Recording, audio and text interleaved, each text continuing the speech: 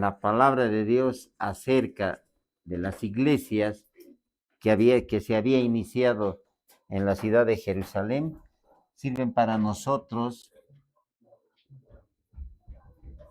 como ejemplo de las virtudes que puede tener una iglesia y de los conflictos que se van a presentar dentro de cada una de ellas. La iglesia en Troas, donde Pablo resucitó a un joven que se había quedado dormido durante la enseñanza, durante la prédica, recibe un milagro grande de parte de Dios, porque Dios lo sana, Dios lo resucita y le da una nueva oportunidad de vivir. Luego pasa a Roma, donde Priscila y Aquila trabajaban allí. En su hogar se reunía la iglesia, ¿sí? Ahora yo pregunto, amado hermano, ¿es tu anhelo pedirle al Señor que pueda organizar una casa de oración en tu hogar? ¿Sí? Miren, y empieza una obra, empieza una iglesia y empieza a difundirse la palabra de Dios. ¿Por qué estamos estudiando las iglesias? Porque estas nos van a enseñar mucho en cuanto a la manera que nosotros debemos de conducirnos. Vamos a ver esas dificultades y tenemos que superarlas. Luego Pablo menciona en el capítulo 10 algunos amigos personales que tenía. Y en el capítulo 1 del libro de los Gálatas hay una salutación, ¿no? Su carta de presentación en el verso 1 dice: Pablo, apóstol no de hombres, ni por hombre, sino por Jesucristo y por Dios el Padre que los resucitó de los muertos. Miren, la presentación que hace. Ningún hombre me ha elegido ni me ha dado ese título, sino Dios, el Padre. Y hace énfasis en lo que es el corazón de la doctrina de la iglesia, la resurrección de los muertos. Buenos días, hermano. La resurrección de los muertos, porque dice y menciona a Dios el Padre, quien resucitó a Jesucristo de los muertos. Esa es la doctrina principal de la iglesia, la resurrección. Y nosotros estamos esperando eso. ¿Sí? La resurrección, el arrebatamiento. Pablo, hablando a la iglesia en Tesalónica, les decía: aquí les digo un misterio. No todos dormiremos, pero sí todos seremos transformados en un momento, en un abrir y cerrar de ojos, a la final trompeta, porque los muertos en Cristo resucitarán primero. Luego nosotros los que vivimos no vamos a resucitar, sino cuando venga seremos transformados en un momento, porque para resucitar tienes que morir. Para seguir a Cristo tienes que nacer de nuevo. Para ver el reino de Dios, para estar en comunión con el Señor, ¿qué tienes que hacer? Vivir su palabra. ¿Sabe? Me interesó mucho una palabra que un sacerdote católico compartió acerca de el escuchar y el oír, que son dos cosas muy diferentes. ¿Sí? Todos escuchamos, pero muy pocos oímos. O muy pocos oímos, todos escuchamos. Nosotros escuchamos en este momento lo que yo les estoy compartiendo. ¿Sí? Escucho el funcionamiento de la computadora. ¿Sí? Escucho qué podemos percibir. Un celular cuando suena. ¿Mm? Pero muy pocos oímos. con atención. Debemos saber oír. Y decía esto bien interesante. ¿Por qué Dios nos ha dado solamente una boca y dos oídos? Porque antes de aprender a hablar mucho debemos aprender a escuchar, a oír, ¿no? Y yo decía, ¿cuánta razón tiene? ¿Cuánta razón? Todos escuchamos, pero muy pocos oímos. Y debemos saber, le digo, poner atención a las cosas de Dios. Cuando la ponemos en práctica, eso quiere decir que realmente hemos asimilado. Hay padres que dicen, mis hijos no me escuchan, no oyen mis consejos. Y generalmente decimos a los que no obedecen, les entra por aquí y les sale por aquí. Hay muy pocos que escuchan y retienen y lo ponen en práctica. Mire, qué importante es que nosotros pongamos en práctica la palabra de Dios. Y una manera de poder tener comunión con Dios es escuchar la palabra de Dios. ¿Por qué tenemos dos oídos? Porque tenemos que aprender a escuchar. ¿Y por qué tenemos una sola boca? Para que hablemos poco, decía. Qué interesante. Yo decía, cuántas razón. Entonces, amados hermanos, pidámosle a Dios que nos dé sabiduría, discernimiento. Y alguien dice, pero solamente en Gálatas 1, el verso 1, es una salutación. No, es el corazón de la doctrina de la iglesia. Pablo, apóstol. Y entre paréntesis, no de hombres ni por hombre, sino por Jesucristo y por Dios el Padre, que los resucitó de los muertos. ¿Sabe por qué usted es un hijo de Dios? No porque la hermana le ha convencido o el otro hermano le ha invitado. ¿Sabe por qué son ustedes hijos de Dios?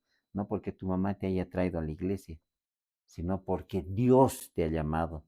El Espíritu Santo te ha convencido de error, de juicio y de pecado, de una necesidad, de un cambio de vida. Eso es lo que hace Dios. Y si estás en este lugar, es por Dios, porque Él te ha llamado. ¿Entiendes? Si tú estás ocupando un cargo en la iglesia, es porque Dios te ha ofrecido ese cargo y tú lo has aceptado. Hay muchos que Dios les ofrece y no lo aceptan. ¿Sí? Ven y sígueme, le decía al joven rico. Padre, oh, señor, maestro, le dice. ¿Por qué me llaman maestro? Solamente Dios es el único bueno, maestro bueno. ¿Qué debo hacer para alcanzar la vida eterna? ¿Qué le dice el Señor Jesucristo? Cumple los mandamientos. ¿Sí? Todo lo he cumplido, dice. Una cosa te falta. Y él dice, ¿cuál es? Vende todo lo que tienes, dalo a los pobres, así tendrás tesoros en el cielo. Y luego ven y sígueme. Y el otro se puso muy triste, dice, porque tenía muchos bienes. ¿Dónde estaba su corazón?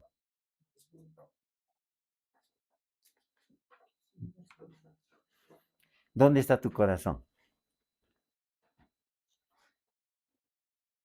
¿Te quejas en la semana porque no has podido tener ingresos? ¿Te ha ido mal? Vienes el domingo y estás enojado con el Señor. A veces a los jóvenes nos va una semana, como dicen, ¿no? Mala, mala, mala. Todo te ha ido mal. ¿Con qué, cómo vienes el domingo a la iglesia? ¿Le vienes a agradecer al Señor? La declaración que hace Job al terminar dice, él lo perdió todo. Perdió todas las casas que tenía, los bienes materiales, perdió su familia. Su esposa le increpaba todavía. ¿Todavía temes a Dios estando en esa situación? ¿Por qué no lo maldices y te mueres? ¿Cuál es la respuesta de Job? Jehová dio, Jehová quitó. Sea bendito el nombre del Señor. Todo lo que tenemos, aún la vida, nuestra vida le pertenece a Dios. Él nos las da y Él nos las puede quitar en algún momento. ¿Sí? Hoy estamos aquí, mañana no. La pregunta es, ¿tú estás listo para irte con el Señor? Entonces debemos prepararnos. ¿Amén? Sigamos. La declaración, la salutación de Pablo a la iglesia en Galacia, a los Gálatas, y salte al verso 6. Mire lo que dice. No hay otro evangelio. Estoy maravillado, dice, de que tan pronto os hayáis alejado del que os llamó por la gracia de Cristo para seguir un evangelio diferente. No que haya otro, sino que hay algunos que os perturban y quieren pervertir el evangelio de Cristo. Mas si aún nosotros o un ángel del cielo os anunciare, dice, otro evangelio diferente del que os hemos anunciado, sea anatema. Como antes hemos dicho, también ahora los repito, si alguno os predica diferente evangelio del que habéis recibido, sea anatema. Mire lo que dice Pablo. Esto es fuerte y a veces nosotros vemos. El Señor nos dice, no llaméis hermano a cualquiera. No le digáis bienvenido, porque uno se hace partícipe de esas cosas. Y Pablo dice, estoy maravillado. Anotemos. Estamos hablando de la iglesia en Galacia. ¿Cuál es? Aceptar a Cristo, ¿no? ¿Qué dice Juan 1:12? Mas a todos los que les recibieron, a los que creen en su nombre, les dio la potestad, el privilegio, el derecho de ser hijos de Dios. Recién. Ahora, ¿cómo los llama Dios a las personas que no son convertidas? Criaturas. ¿Por qué? Porque son hechura de Dios. Dios los formó. Ahora, ¿usted cree que a nosotros nomás Dios nos formó en el vientre de nuestra madre? No, los formó a todos. A todos nos formó en el vientre de nuestra madre. ¿Cuándo recibimos el Espíritu? Este es un misterio grande, ¿no? Es como si nosotros, como padres, como progenitores, ¿no? Engendramos un hijo y le transmitimos el Espíritu. ¿Será así? El salmista decía, tú me formaste en el vientre de mi madre. Cuando Dios formó al hombre, Él sopló en él aliento de vida. Le transmitió el espíritu. Fuimos creados para vivir eternamente. Fuimos creados para alabar a nuestro Creador. ¿Sí? Entonces, ¿quién da el espíritu? Ahora, si Dios da el espíritu, ¿una madre tendrá el derecho de quitarle la vida a ese niño? Porque eso se dice para aprobar el aborto. Tenemos derecho a elegir sobre nuestro cuerpo. Ese es un error grande, ¿no?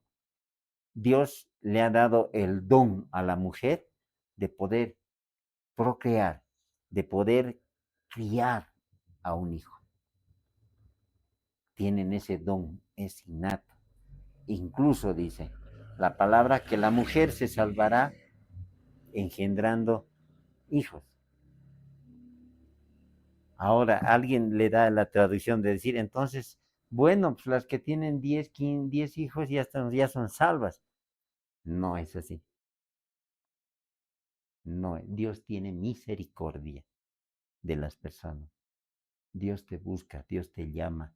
¿Cómo fue el encuentro que tuviste con el Señor cuando Él te buscó? A mí me buscó por mucho tiempo y yo lo encontré. No, yo no encontré a Dios, Él me encontró a mí.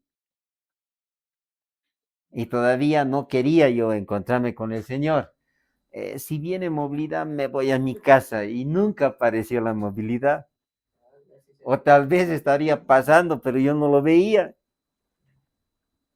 Entonces, a la mala fui, porque no había movilidad. Cuando llego a la iglesia, veo la iglesia llena y de repente tu corazón, no hay palabras a veces para describir la alegría que tú sientes. Porque el día que tú te conviertes, que lo recibes al Señor, que Dios entre en tu corazón, te acuerdas ese día como si fuera ayer. No importa la cantidad de años que pase. Y cuando yo entro, algo cambia. Yo estaba feliz atrás. Y cuando entra una persona que es extraña a la iglesia, ¿qué hacen todos? Todos se dan la vuelta a mirarle, ¿no? Para decir quién es. Y uno medio avergonzado, atemorizado, se sienta atrás. Pero faltaba algo, la confesión, ¿no? Tiene que nacer de ti, tienes que confesarlo. Y mi manera de confesarlo al Señor es que yo le dije al hermano que siempre me insistía, hoy me he venido a la iglesia.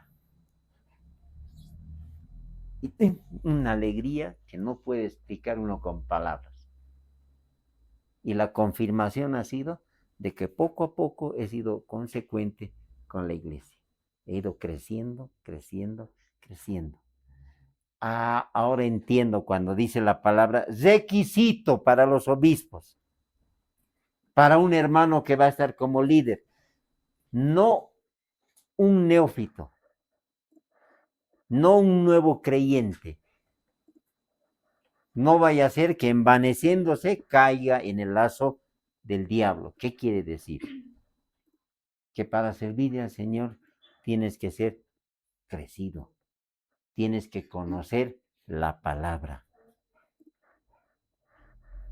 Y tu preparación inicia. Uno es el que siembra, otro es el que riega, pero el crecimiento lo da Dios. ¿Sí? Entonces, ¿cuántos maestros hemos tenido? Yo le agradezco a Dios, tenemos el privilegio de hermanos que han crecido con nosotros, pero que también a la vez ellos se han alimentado, ¿sí? De la misma palabra por otro medio. Y va a seguir su formación. Y tiene que continuar la formación para que crezcamos. Así no vamos a caer en el problema de que está atravesando esta iglesia. Estoy asombrado, maravillado. Si no, dice, de que tan pronto os hayáis alejado del que os llamó por la gracia de Cristo, para seguir un evangelio diferente. No es que hay otro evangelio, ¿sí? Porque hay algunos que quieren pervertir el evangelio de Cristo. No, no es así. La salvación no es solamente por eso. ¿Cómo pervierten el evangelio? Cuando nos enseñan otro medio para llegar a Dios.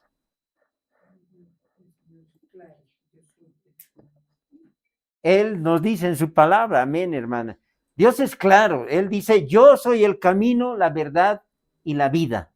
No hay otro medio por el cual podamos ser salvos y no hay otro camino por el cual podamos llegar al Padre.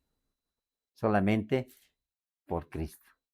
No hay la Virgen de Copacabana, la Madre de Cristo que intercede por nosotros, no existe. Ella aún está esperando la redención y confiesa en Dios mi Salvador. Pero hay ese tipo de personas. Y él dice esto. Mas si aún nosotros, dice, por ahí nosotros cambiamos también. Por ahí yo me vuelvo hacia otra religión.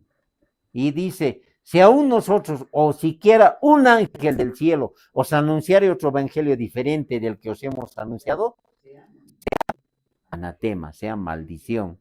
Como antes hemos dicho, también ahora lo repito, si alguno os predica diferente evangelio del que habéis recibido, sea anatema. Y eso se llama doctrina. ¿Sí? Doctrina. Hay muchos que dicen, no, Cristo no va a venir, no nos va a castigar, porque es un Dios de amor. Bueno, ahora salte al capítulo 3 de Gálatas, el verso 1. Mire lo que dice. Adelante, a ver quién lo tiene. Gálatas 3:1. Yaili, ¿lo tienes? Adelante, hermana, da lectura. La palabra de Dios dice así: los espíritus se reciben por la fe. Oh Gálatas insensatos, ¿quién os fascinó para no obedecer a la verdad? A vosotros, ante cuyos ojos Jesucristo fue ya presentado claramente entre vosotros como crucificado. Uh-huh.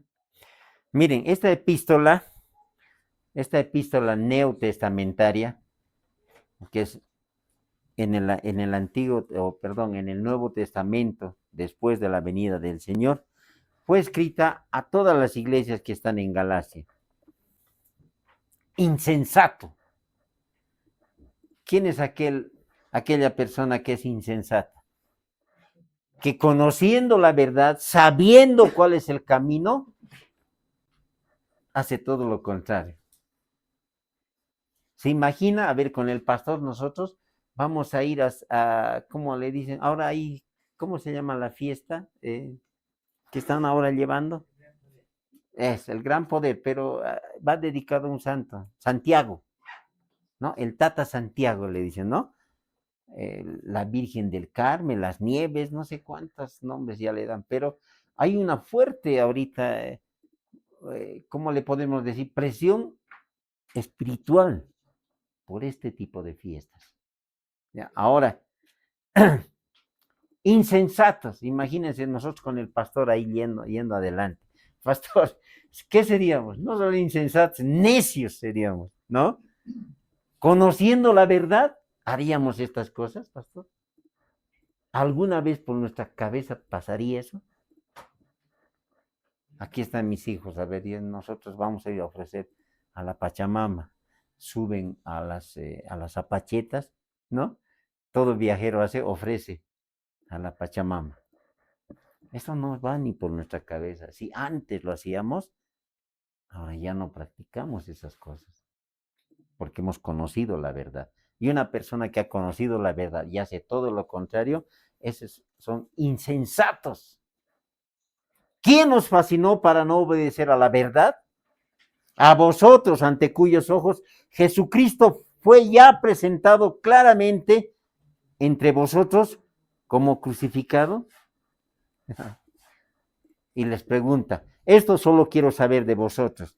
¿Recibisteis el Espíritu por cumplir las obras de la ley o por el oír con fe? ¿Qué hemos hecho nosotros? Muchos de nosotros no hemos cumplido la palabra. Empezando nada más con el mandamiento que dice amar a Dios por sobre todas las cosas. No lo amábamos. Pensamos, bueno, Diosito le dicen, ¿no? ¿Será Diosito? No, es un Dios todopoderoso, grande en poder. Él creó todas las cosas, ¿sí? Nuestro Dios no es afectado por el tiempo, porque Él está fuera del tiempo. Ese Dios que hizo todas las cosas, miren este misterio, viene a morar en nuestro corazón. ¿Cómo no nos destruye? ¿Cómo puede ese Dios con tanto poder venir a morar en tu corazón? Pero ¿dónde dice eso, pastor?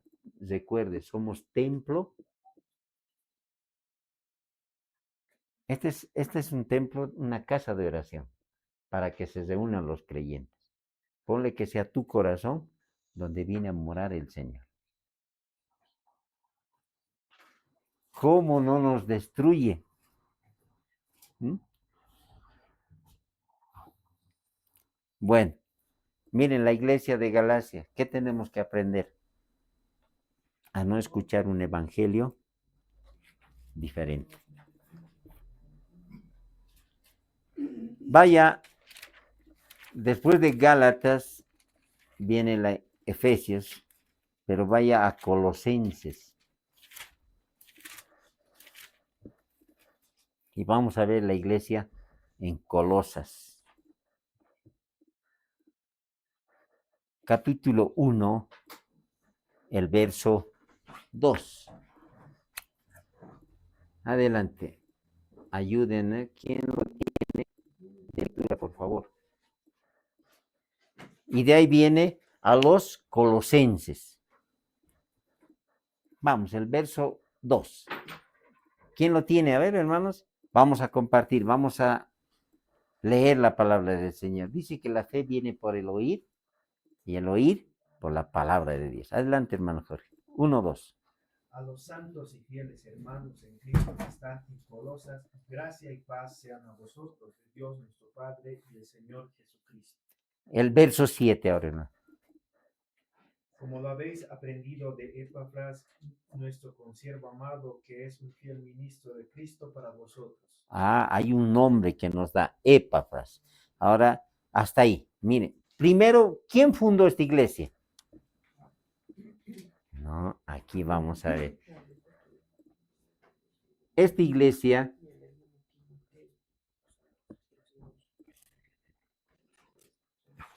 estaba liderizada por Epafras, ¿no?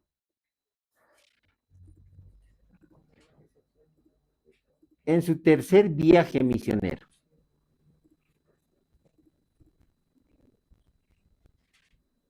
¿No? Liderada por Epafras.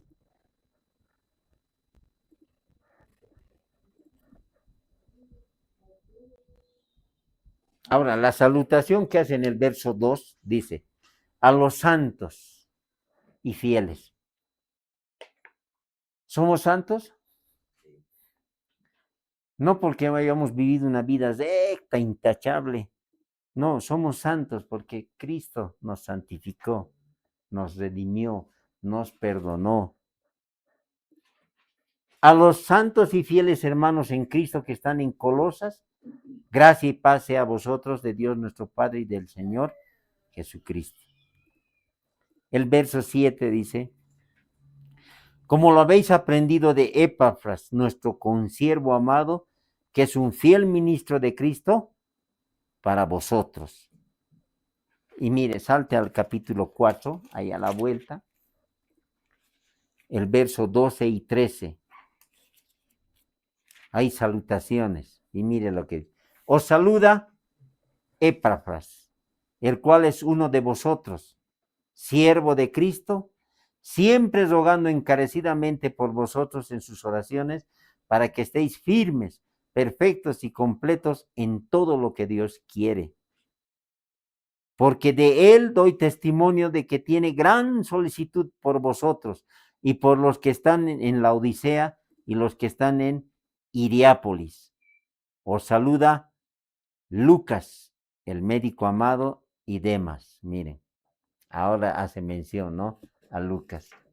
No era un apóstol, pero escribe uno de los evangelios, ¿no?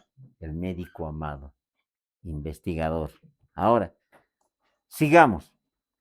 El verso 9, miren lo que dice, hace mención a Onésimo, amado y fiel hermano, que es uno de vosotros. Todo lo que acá pasa, os lo hará saber. ¿Quiénes se congregaban aquí?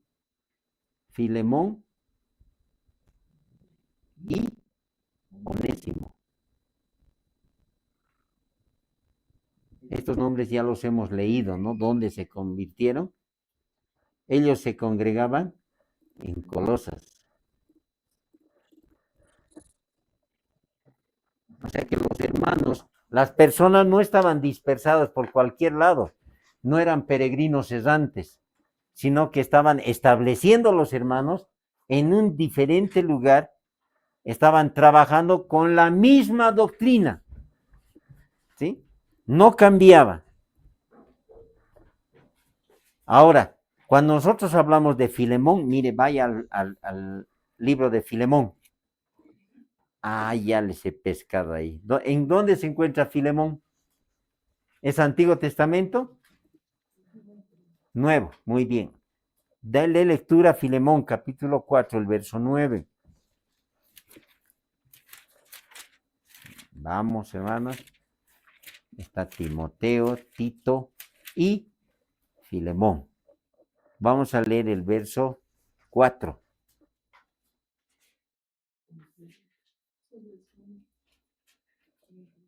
Ahora, antes yo voy a leer en Colosenses 4:9, dice, con Onésimo, amado y fiel hermano, que es uno de vosotros, ¿sí? Haciendo referencia a quienes estaban ahí. Ahora vaya a Filemón, el capítulo 1, el verso 1 y el verso 2. Mire lo que dice. Pablo, prisionero de Jesucristo, y el hermano Timoteo, al amado Filemón, colaborador nuestro, y a la amada hermana Apia, y a Arquipo, nuestro compañero de milicia, y a la iglesia que está, en tu casa, miren.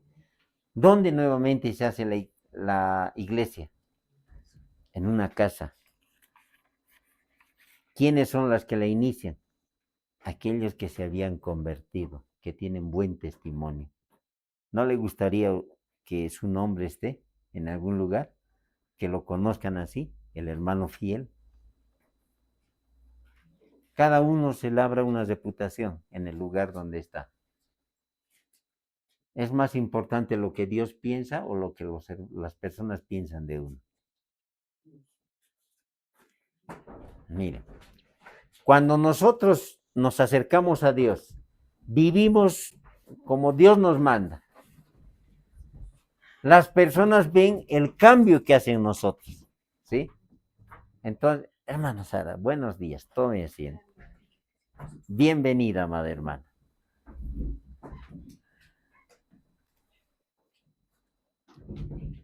Y el anuncio que le hace es muy hermoso. Al amado Filemón, colaborador nuestro.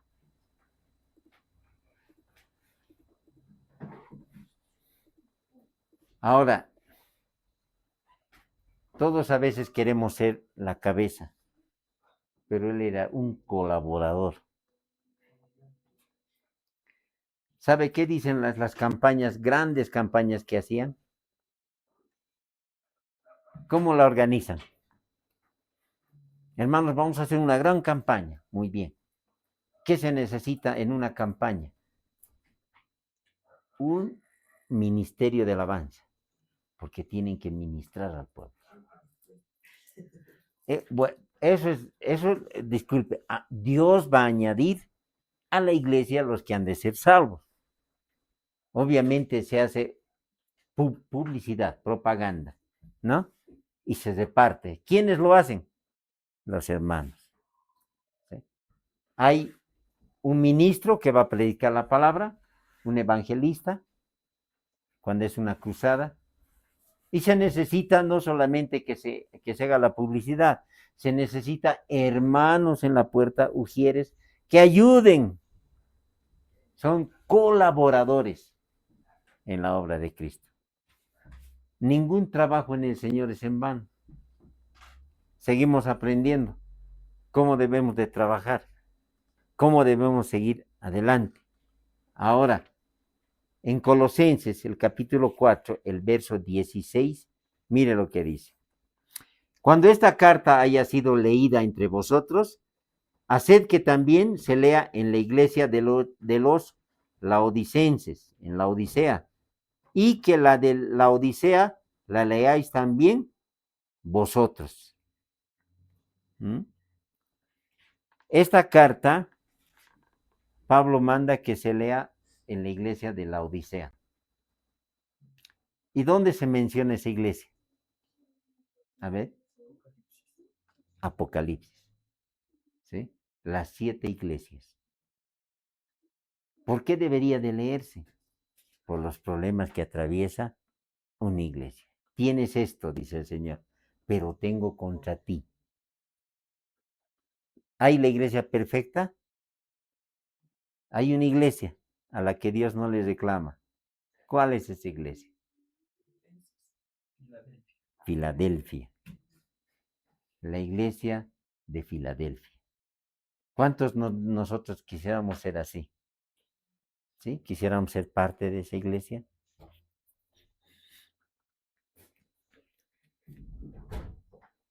La iglesia en Colosas inició en una casa, ¿sí?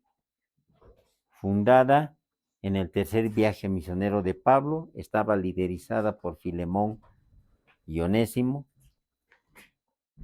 personas que no hemos escuchado hablar mucho, ¿sí? Pero en una ciudad ellos estaban llevando la obra. Y luego viene la iglesia en Esmirna. Mire, vaya a 1 Pedro, el capítulo 5, el verso 13. Vamos a avanzar un poco más. 1 Pedro 5, 13. Ahí más atrásito vayas, ¿eh?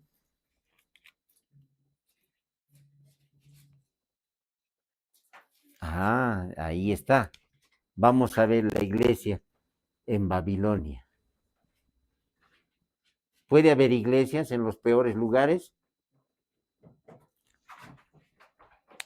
Adelante, Jorge, ayúdame, por favor.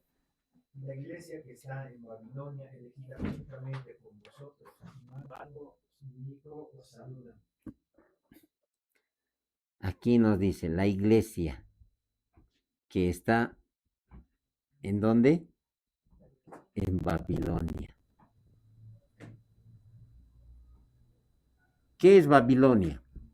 Cuando la Biblia habla de Babilonia, ¿a qué se está refiriendo? ¿A qué lugar?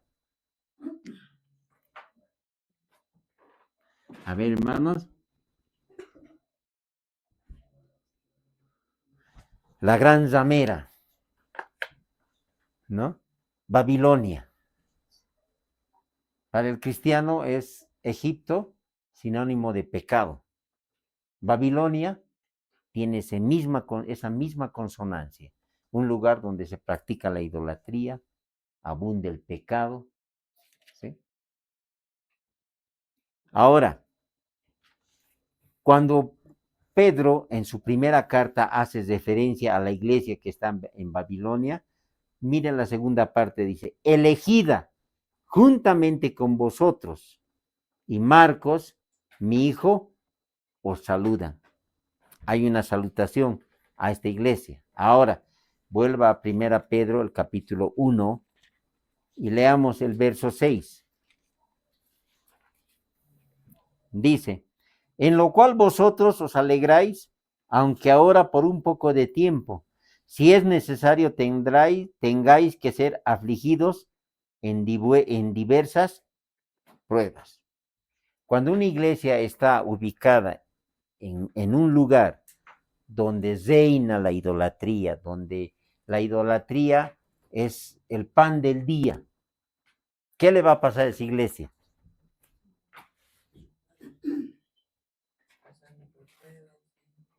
Muy bien. Vamos a ser afligidos en diversas pruebas. Ahora, recuerde un poco cómo nació la iglesia. ¿Qué nos pasó cuando llegamos acá? ¿Qué tipo de luchas tuvimos? ¿No? Tuvimos que orar, interceder. ¿No, pastor? Tuvimos que ir al centro de adoración. Ahora ya no es, ¿qué pasó? Algo pasó. ¿Quién obró? Dios es el que hace la obra. ¿Sí? 12 de la noche estábamos, pastor, orando en el lugar, intercediendo en el lugar para que estas cosas no pasen. Ahora ya no escuchamos mucho. Antes creo que era cada domingo, ¿no? No sé qué pasó. Incluso había en plena esquina, recuerda, pastor, era la casa de un brujo. Era de un brujo. Fuimos ahí a orar. Ya no existe el lugar. ¿Sí? Bueno, se buscó otra área de trabajo. No está. Pero cuando la iglesia está en un lugar como lo es Babilonia, la palabra nos dice que va a tener pruebas, que va a ser afligida, ¿no? Ahora, parte de esta aflicción también se dice que es por causa del pecado. Vaya a 1 Pedro el capítulo 4, el verso 15. 4:15. Mire lo que dice. Padeciendo como cristianos. Primero, en el verso 12, Pablo dice, amados, no os sorprendáis del fuego de prueba que os ha sobrevenido como si alguna cosa extraña aconteciese, sino gozaos por cuanto sois participantes de los padecimientos de Cristo, para que también en la revelación de su gloria os gocéis con gran alegría. Muy bien, cuando viene una prueba, no se pongan tristes, ay, no, sino alégrense, dice. Porque no están ustedes atravesando ese problema como si algo extraño padeciese. En la vida del creyente, más bien, ahora les voy a decir, si tú no tienes ningún tipo de problema, entonces en ese caso tienes que estar preocupado, ¿sí? Nosotros escuchábamos antes, ¿no? Pastor, hay que hacer una campaña, hay que orar, hay que interceder, hay que arrebatarle almas al diablo. No, tranquilo, no le molesten al diablo y él no nos va a molestar a nosotros. ¿Cómo es eso? Decía, ¿no? No te metas con él, son bichos grandes. No, nosotros sin saber nos metíamos, hermano, confiábamos en Dios. Lo único que creíamos, como Dios es grande, nos va a guardar y nos ha guardado. Ahora, si tú tienes una prueba, no te extrañes, como si algo, ay no, pero ¿por qué me pasa a mí? No.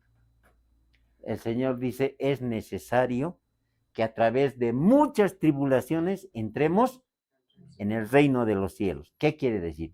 ¿Qué causa en nosotros la prueba? Madurez, crecimiento. Eso es lo que causa la prueba. Entonces, ¿es buena la prueba? Sí. Ahora hay algo, Dios te da una carga que tú puedes llevar. No te da una carga que no puedas soportar. ¿Sí? ¿Cómo se llama, niña? Eitan. A ver, a Eitan le diré, Eitan, me lo vas a llevar este parlante afuera. Eitan va a estar sufriendo, ni lo va a mover siquiera, ¿no? Pero si yo le digo, me ayudas a llevar esto, hermano, porque allá afuera, él lo va a levantar. ¿Por qué? Porque está de acuerdo a la preparación, a la fortaleza que tiene. Dios te da algo que tú puedas cargar, puedas llevar. Ese es nuestro Dios. Y la prueba produce crecimiento, madurez. Eso es lo que produce la prueba. Así que más bien deberíamos alegrarnos. Ahora, el 14 dice, si sois vituperados por el nombre de Cristo, sois bienaventurados, porque el glorioso Espíritu de Dios reposa sobre vosotros. Ciertamente de parte de ellos Él es blasfemado, pero por vosotros es glorificado. Aleluya es, hermana es. ¿Qué les dicen? ¿No? A los que somos varones, nos dicen de todo. ¿No? ¿Por qué? Porque nosotros no caminamos en el mismo camino de desenfreno.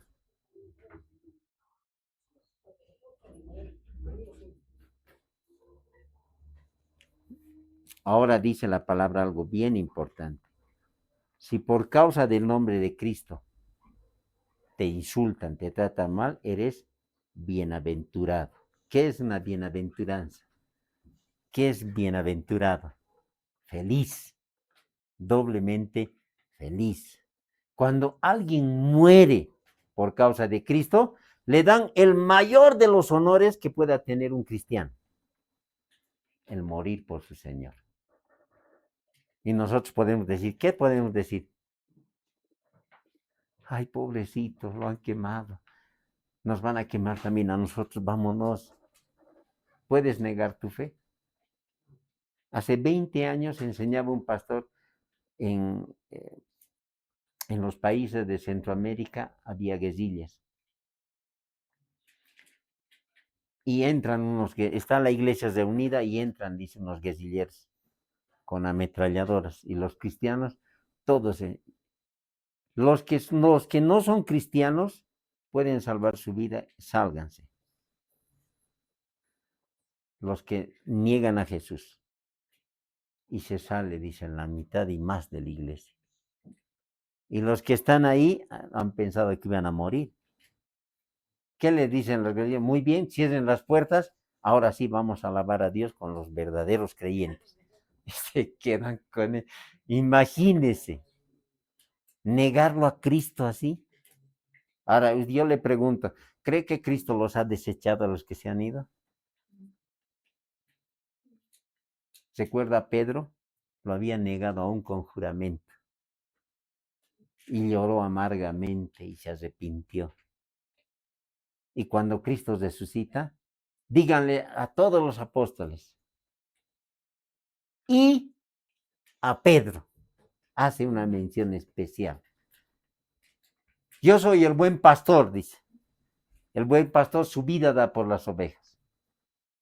Tenía 99, una se perdió. Dejó las 99 de cosas y fue en busca de la oveja. Y cuando la halló, volvió y estuvo feliz. He encontrado a la oveja que se había perdido. Era más importante que las 99 que estaban en el redil. Hay fiesta por un pecador que se arrepiente. Hay fiesta en los cielos. ¿Cuál debe ser nuestra actitud? Se arrepintió, volvió, qué felices deberíamos alegrarnos. Pero a veces, ¿cuál es la actitud de las hermanas en la iglesia? Ay, no. Ahora que está bien, que ve bien, que ve que la iglesia está bien, vuelve. Un poco más y decimos apóstata. ¿Ah? ¿Cómo deberíamos recibirlas? Con los brazos abiertos. Bienvenidos, hermano. Esta es la casa de Dios. Recuerde esto. Esta es la iglesia del Señor. Él es el único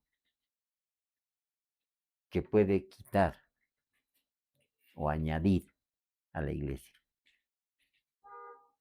La palabra de Dios dice, la cizaña creció juntamente con el trigo. Los ángeles, Señor, ¿quieres que quitemos la cizaña? No, déjenlo que crezca. ¿Hasta cuándo? Hasta el día de la siega, cuando venga el Señor. Él cortará, atará el trigo en manojos al granero, la cizaña en manojos, ¿a dónde? Al fuego, al castigo eterno. ¿Quién es el único que puede condenar? Dios. Nosotros, no se mete en problemas. ¿Sí? No se ponga en el lugar de Dios. Dios nos manda a amar, a perdonar, a ayudar, a edificar, a compartir la palabra del Señor. El que se ha de sentar en el trono para juzgar es Dios. Apocalipsis dice, el que no se halló inscrito en el libro de la vida fue lanzado al lago de fuego. Pero aquel que está escrito su nombre, Dios dice que va a recibir un nombre nuevo, el cual solo Dios, Él lo conoce el que lo recibe. ¿Cómo será el nombre que Dios tiene preparado para usted? Yaeli, va a valer la pena en ese momento desarmarme. Yo le aseguro que vamos a derramar lágrimas, cual nunca lo hemos hecho. Gracias, Señor. Hay hermanas, hay mujeres que sufren en un matrimonio por causa del marido que no es creyente. Hay varones que sufren porque la esposa no es creyente. Hay hijos creyentes que sufren porque los padres no les permiten alabar a Dios. Y viceversa, hay padres que sufren las críticas de sus hijos porque de ancianos, de mayores, se convirtieron al Señor. ¿Y qué les dicen los hijos? Ay, ¿cómo pues, papá? ¿Qué te pasa? ¿Acaso no hemos hecho fiesta antes? ¿Acaso tú nos has enseñado esto? Escuché ese tipo de comentarios. Bueno, ese día nos alegraremos en el Señor. Babilonia, la iglesia que va a sufrir mucho de eso, pero uno no tiene que, mire lo que dice el verso 15 y el verso 17, hasta ahí y terminamos. Así que ninguno de vosotros padezca como homicida o ladrón o malhechor o por entremeterse en lo ajeno. Pero si alguno padece como cristiano, no se avergüence, hermano, sino glorifique a Dios por ello, porque es tiempo de que el juicio comience por la casa de Dios. Y si primero comienza por nosotros, ¿cuál será el fin de aquellos que no obedecen al Evangelio de Dios? Si usted va a padecer como cristiano, amén. Pero no padezca como homicida o como ladrón. El ladrón padece porque ha robado, lo llevan a la policía, lo castigan, le pegan, etc. Su castigo es justo. Pero nosotros no debemos de padecer por eso, dice. Porque el juicio va a empezar primero por ¿dónde? Por nosotros. Nosotros vamos a ser juzgados primero. Y si el juicio empieza por la casa de Dios, y si el justo con dificultad se salva, ¿no? Como dicen, raspando ha pasado, ¿dónde quedará el impío y el pecador? ¿Dónde? Ahora, dice que encomendemos nuestras almas al Señor, nuestras vidas. Agradézcale a Dios y pídale que Dios nunca lo abandone. Jóvenes, señoritas, hermanos, hermanas, caminemos en el camino del Señor, seamos fieles a Él. Van a venir momentos difíciles, no se preocupe, Dios tiene el control. Él tiene el control en sus manos. Hace unos meses atrás, ¿cómo estábamos? ¿Cómo estábamos? Yo le dije, confíe en el Señor. Pastores, que la situación, que no va a haber, no sé, de todo estaban hablando. Yo decía, Señor, nos ha enseñado la experiencia. Hemos tenido el privilegio personalmente de ver no sé cuántos gobiernos, empezando desde el gobierno de Natush, cuando decían vamos a andar con el testamento bajo el brazo. En ese momento era el único. ¿Dónde quedó la soberbia? ¿Dónde está ahora esa persona? Luego vino Hugo Banzer Suárez. Vivimos un octubre negro con el presidente, con el GONI, Gonzalo Sánchez de Lozada. Vivimos una época muy triste, yo digo, para nuestro país, cuando Evo Morales gobernó y nuestro país fue un país idólatra. Pero todo eso resultó no en contra, sino a favor de la iglesia, porque la iglesia se levantó, la iglesia se fortaleció, la iglesia en medio de la persecución, en medio de la idolatría se levanta. Hace falta que nosotros atravesemos un problema para que lo busquemos a Dios. Y nuevamente hoy en día, ¿qué le decimos a nuestro presidente? ¿No? Hablan mucho de nuestro presidente. ¿Qué debemos hacer? Orar por nuestras autoridades.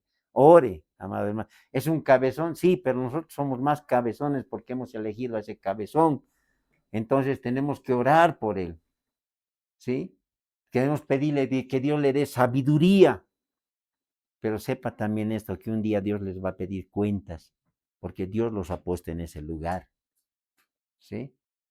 Ninguna autoridad ejerce si no es por la voluntad de Dios. Amén. Así que confiamos en Dios y si padecemos, amados hermanos, persecución, sintámonos alegres. y sigamos adelante. Póngase de pie, por favor. Una iglesia que sufre, una iglesia que crece en medio de la persecución, es una iglesia que se levanta y crea creyentes más comprometidos, creyentes firmes en el camino del Señor.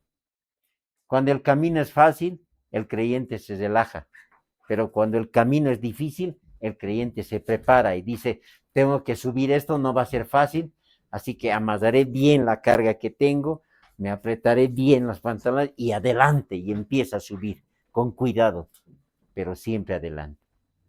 Pero cuando el camino es fácil y sincero, uno ni toma previsiones, anda confiado, ¿sí? Anda sin preocupación y de repente el problema que viene adelante es más grande. Pero cuando tenemos un problema adelante, nos preparamos, como lo estamos haciendo el día de hoy. Amén. Tenemos un desafío por delante. Y agradezcámosle a Dios por este tiempo. Incline su rostro. Amado Dios, bendito Señor, nuestro Salvador, venimos delante de ti, Señor, para agradecerte por este tiempo, por tu palabra. Las iglesias, Señor, que neotestamentarias, las iglesias en el Nuevo Testamento, la iglesia, Señor, que nació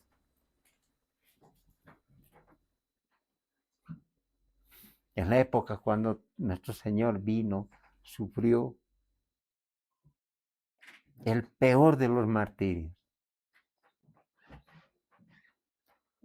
Lo hizo por ti, lo hizo por mí. ¿Cómo puedo pagarle a Él? Puedo agradecerle con mi fidelidad, con mi compromiso de que yo, Señor, siempre te seguiré. Lo dije, lo digo y lo diré siempre, Señor. Yo puedo dejar cualquier cosa, menos tu obra, Señor, porque yo sé en quién he creído. Gracias por sacarme del lugar donde estaba, Señor. Gracias por darme la oportunidad de poder sentarme con tus hijos. Gracias por darme el privilegio de poder compartir tu palabra.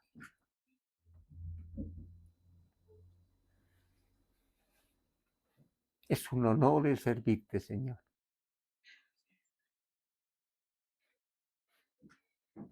Perdóname cuando te fallo y ayúdame a seguir adelante. Dame fuerza, Señor, para poder permanecer en el camino. Y dame sabiduría para poder elegir bien el camino, Señor. Tu promesa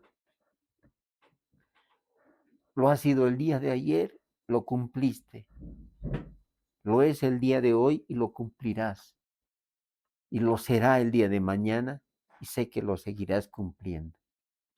No temas, no te dejaré, no te desampararé. Como estuve con Moisés, así estaré contigo. Gracias, Señor. Y que esta promesa sea para cada uno de nosotros el incentivo para seguir adelante, porque no estamos solos.